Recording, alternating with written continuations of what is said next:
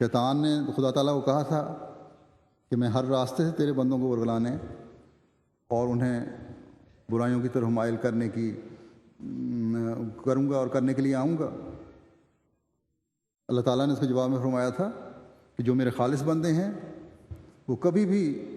تیرے بہکاوے میں نہیں آئیں گے۔ بس شیطان کے حملوں سے بچنے کے لیے انسان کو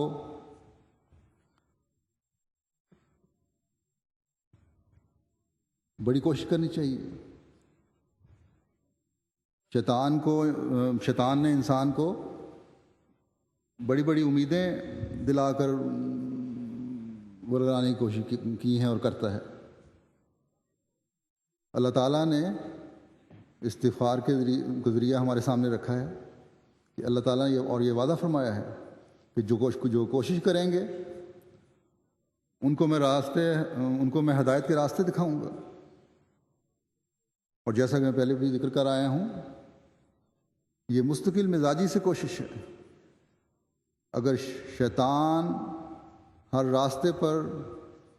ورگلانے کے لیے بیٹھا ہے تو خدا تعالیٰ کا بھی وعدہ ہے کہ جو ایک کوشش سے میری طرف آئیں گے لَنَهْدِيَنَّهُمْ سُبُلَنَا، ہم انہیں اپنے راستوں کی طرف ہدایت دیں گے۔ بس استغفار بھی جو خالص ہو کر مستقل مزاجی سے کی جائے، اللہ تعالیٰ سے برائیوں کے خلاف طاقت حاصل کرنے کا ذریعہ بنتی ہے۔ خوش قسمت ہیں وہ جو اس اصل کو سمجھیں اور اس روحانی ماحول میں فائدہ اٹھاتے ہوئے، اس روحانی ماحول سے اپنے نفسوں کے جائزے لیتے ہوئے اپنی تمام روحانی اور اخلاقی برائیوں کو دور کرنے کی کوشش کریں، اور ایک درد ہو ان کے دل میں، ایک تڑپ ہو ان کے دل میں، اور کوشش کے ساتھ خدا تعالیٰ سے اس کی طاقت چاہیں۔ حضرت مسیح موعود علیہ الصلوۃ والسلام کے کلام کی یہ بھی خوبصورتی ہے کہ ہر لفظ اپنے اندر حکمت لیے ہوئے ہوتا ہے۔ مثلا فرمایا کہ خدا تعالیٰ سے درخواست کرنا کہ بشریت کی کوئی کمزوری ظاہر نہ ہو۔ اب انسان تو کمزور ہے، یہ تو ہو نہیں سکتا کہ اس میں کوئی بشری کمزوری نہ ہو۔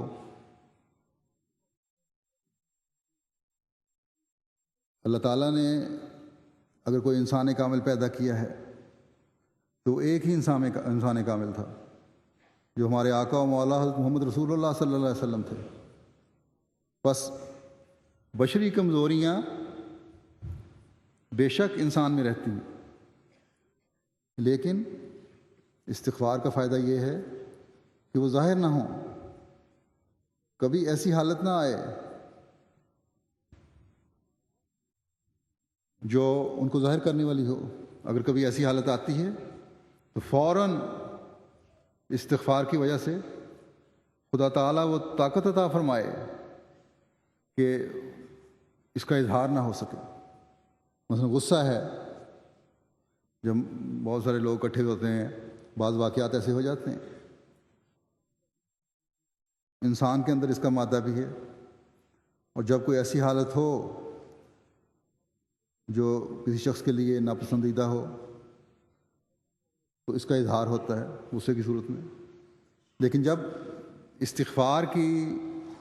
ڈھال کے اندر ایک انسان رہ رہا ہو تو بے محل غصہ کا تو سوال ہی پیدا نہیں ہوتا۔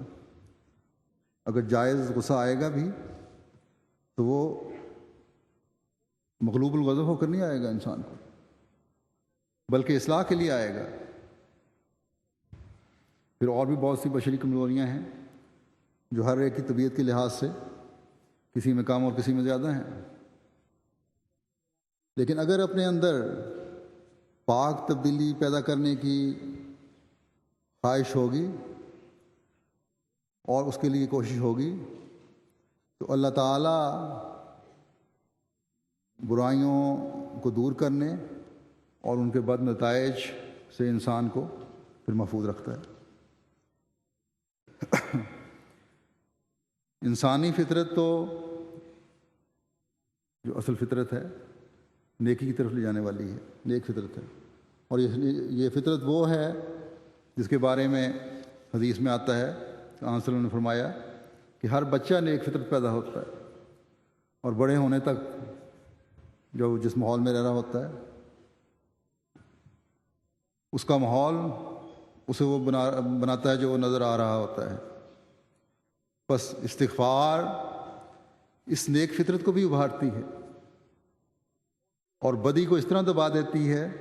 کہ اللہ تعالیٰ کی دی ہوئی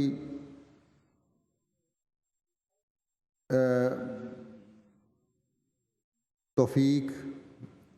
اور طاقت سے اس کا اظہار نہیں ہوتا، اور پھر اس کو مستقلاً اپنی زندگی کا حصہ بنانے کے لیے بھی استغفار کی ضرورت ہے، نیکیوں کو مستقل حصہ بنانے کے لیے۔ بس ان دنوں میں جیسا کہ میں نے کہا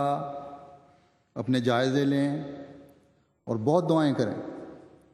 اور اللہ تعالیٰ سے مدد مانگیں کہ جب اس نے ہمیں زمانے کے امام کو ماننے کی توفیق عطا فرمائی ہے تو ان معیاروں کے حصول کی بھی توفیق عطا فرمائے جو آپ اپنی جماعت سے چاہتے ہیں۔ صرف دنیا داری اور دنیاوی چیزوں میں آگے بڑھنا ہمارا مقصود نہ ہو، بلکہ خدا تعالیٰ کی رضا اور نیکیوں میں سبقت لے جانا ہمارا مقصود ہو۔ کسی کی دولت دیکھ کر زیادہ سے زیادہ دولت کمانے کی خواہش نہ ہو، اگر دولت کمانے کی خواہش ہو تو وہ بھی اس لیے کہ میں دین کی خاطر اسے خرچ کروں۔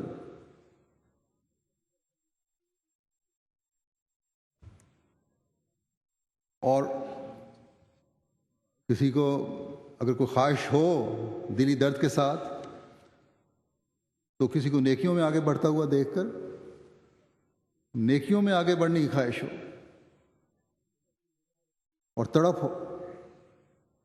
اور اس کے لیے خدا تعالیٰ سے مدد اور طاقت مانگنے والے ہوں۔ اللہ تعالیٰ ان دنوں کے نیک اثرات ہر ایک میں پیدا فرمائے۔ کارکنان ہیں تو وہ بھی چلتے پھرتے کام کرتے ذکر الہی اور استغفار کرتے رہیں، اور اس بات پر خوش ہوں کہ اللہ تعالیٰ نے انہیں حضرت مسیح موعود علیہ الصلوۃ والسلام کے مہمانوں کی خدمت کی توفیق عطا فرمائی، جن سے حسن سلوک اور حسن خلق سے پیش آنا ان کا فرض ہے، اور اس لیے بھی ہے کہ اللہ تعالیٰ نے یہی اپنے مسیح و مہدی کو فرمایا تھا، اور یہ ہماری ذمہ داری بھی ہے آج۔ اللہ تعالیٰ نے حضرت مسیح علیہ الصلوۃ والسلام کو جب فرمایا تھا کہ یاتونا من کل فج عمیق، کہ کثرت سے لوگ آئیں گے